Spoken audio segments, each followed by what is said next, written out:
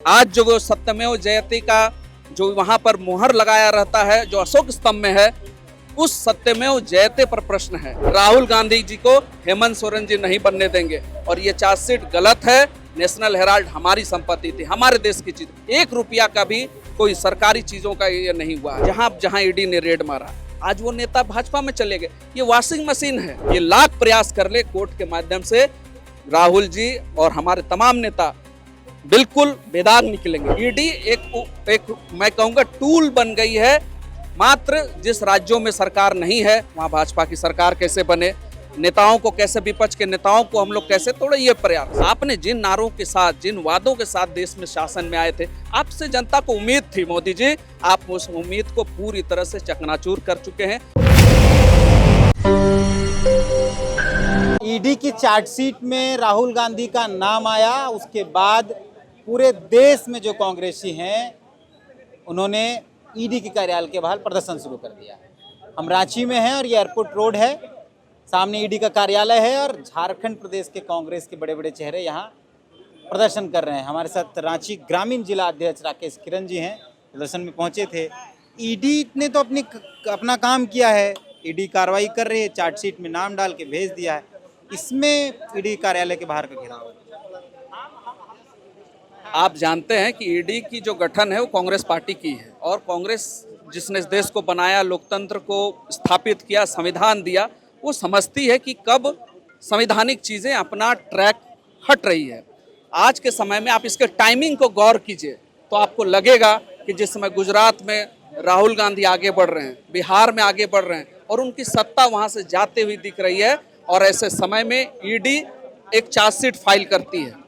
और फाइल किस विषय पर करती है? 12 साल पुराने मुकदमे पर करती है। हमारा कहना है उससे कोई बैर नहीं है, आपके तौर तरीके पर भी बैर नहीं है, आप संवैधानिक संस्था अपना काम कीजिए, लेकिन आपकी जो मंशा है वो गलत है। ईडी एक मैं कहूँगा टूल बन गई है। मात्र जिस राज्यों में सरकार नहीं है वहाँ भाजपा की सरकार कैसे बने, नेताओं को कैसे, विपक्ष के नेताओं को हम लोग कैसे तोड़े, ये प्रयास। आज जो वो सत्यमेव जयते का जो वहां पर मुहर लगाया रहता है, जो अशोक स्तंभ में है, उस सत्यमेव जयते पर प्रश्न है कि आप एक ऐसा टूल बन गए हैं कि जहां पर विपक्ष को आपको प्रहार करना है। इसलिए आज ईडी के कार्यालय के समक्ष हम लोग इतना ही कहने आए हैं कि आपने आदरणीय हेमंत सोरेन जी के खिलाफ भी प्रयास किया, 5500 पन्नों का आपने चार्जशीट फाइल किया, नतीजा सबके सामने है। हेमंत जी बाहर हैं, देश की जनता, राज्य की जनता ने उनको फिर से स्थापित किया। राहुल गांधी जी को हेमंत सोरेन जी नहीं बनने देंगे और ये चार्जशीट गलत है। नेशनल हेराल्ड हमारी संपत्ति थी, हमारे देश की चीज, 1 रुपया का भी कोई सरकारी चीजों का ये नहीं हुआ है। और ऐसे समय में आप सिर्फ हमारे नेताओं को ध्यान भटकाने के लिए सब काम कर रहे हैं। इसलिए कांग्रेस पार्टी आज ईडी दफ्तर के बाहर हम लोग मजबूती से यहाँ पर खड़े हुए थे और ये मांग किए थे कि देखिए, कांग्रेस पार्टी के लोग अंग्रेजों के खिलाफ लड़े हैं। ये देश में ये जो चंद लोग हैं, जो लोग अपना अंगूठा कटाकर अपने आप को बड़ा नेता बनाने का प्रयास कर रहे हैं और छोटी लकीर खींचने का एक प्रयास कर रहे हैं कि हमारे नेताओं को, जो त्याग का परिवार है, बलिदानी परिवार है, उसके नेताओं को ये लोग छोटा दिखाने का प्रयास कर रहे हैं, लेकिन वो अपनी मंशा में कामयाब नहीं होंगे। देश विकास के रास्ते से हट चुका है, देश को विमुख कर रहे हैं इन सब लोगों से। इसलिए ईडी के कार्यालय के समक्ष आज ये धरना है और एक प्रदर्शन हम लोगों ने किया है। कांग्रेस पार्टी के लोग आज इसीलिए यहाँ पर आए हैं कि आपकी नीयत सही नहीं है, आपकी मंशा सही नहीं है। आप अपनी नीयत सही करें, आप सही तरीके से, लोकतांत्रिक तरीके से आप आइए, हम लोग आपके साथ लोकतंत्र साथ 2-2 हाथ करने के लिए तैयार। भाजपा के लोग कह रहे हैं कि पूरा का पूरा नेहरू और गांधी परिवार भ्रष्टाचार में चल रहा है।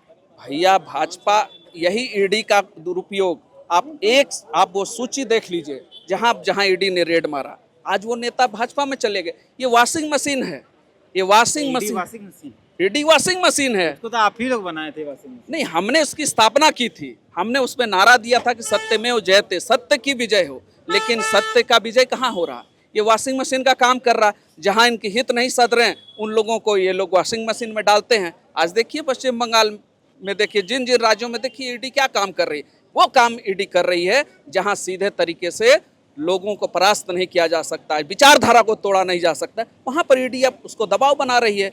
और ये आज आप देखिएगा, हेमंत सोरेन जी के मामले में ये लोग प्रयास किए, वहां विफल हुए हैं।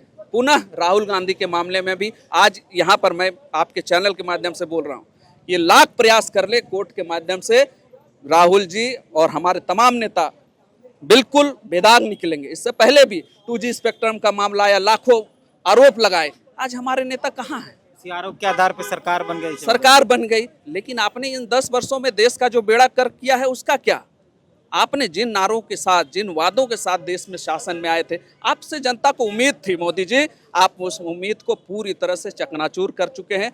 देश अपने जो विकास के जो ट्रैक है उससे पूरी तरह से विमुख हो चुका है, और जिस तरह से देश में जो माहौल है, मुख्य चीज़ें हैं, उन चीज़ों पर आपका ध्यान नहीं है।